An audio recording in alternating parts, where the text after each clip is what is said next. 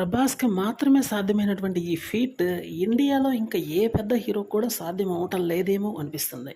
ఇంతకీ ఆ విషయం ఏంటి అంటే, ఓవర్‌సీస్‌లో ప్రభాస్ యొక్క మార్కెట్ భారీ స్థాయిలో పెరిగింది. సినిమా అంటూ రిలీజ్ అయితే 500,00,00,000 అవలీలగా రాబడుతుంది. ఓవర్‌సీస్‌లో ముఖ్యంగా $5,000,000,000 కన్నా ఎక్కువ రాబడుతుంది ఏ మూవీ అయినా.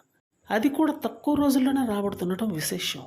ఇండియన్ వైడ్ ఏ హీరోని చూసుకున్నా కూడా ఈ రకమైనటువంటి ట్రాక్ రికార్డ్ లేదనే చెప్పాలి. అమీర్ ఖాన్ గాని, షారుఖ్, సల్మాన్ ఇలా బాలీవుడ్ హీరోలు సైతం వెనకబడ్డారనే చెప్పక తప్పదు. వరుసగా 4, 5 సినిమాల్లో ఇదే రకమైనటువంటి అచీవ్‌మెంట్‌ని సాధించాడు ప్రభాస్. మిగతా ఏ హీరోకైతే సాధ్యం కాలేదు. ఏదో ఒక్క సినిమాకే రాబట్టడం జరిగింది గానీ, ఇలా విడుదలైన ప్రతి సినిమాకి రాబట్టం అయితే జరగలేదు. ఇది ఒక అద్భుతమైన ట్రాక్ రికార్డ్ అనే చెప్పాలి.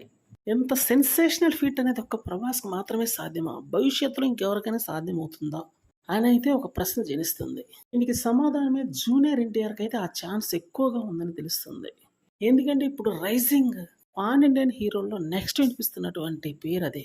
'పుష్ప 2' వస్తే గాని అల్లు అర్జున్ యొక్క స్టామినా మరోసారి నిరూపితం కాదు. అప్పుడు దాకా అల్లు అర్జున్ యొక్క కంట్రిబ్యూషన్ ఏమి ఉండదు కాబట్టి ఈ ఫీట్ ప్రభాస్‌కి మాత్రమే సాధ్యమేమో అని అనిపించక తప్పదు.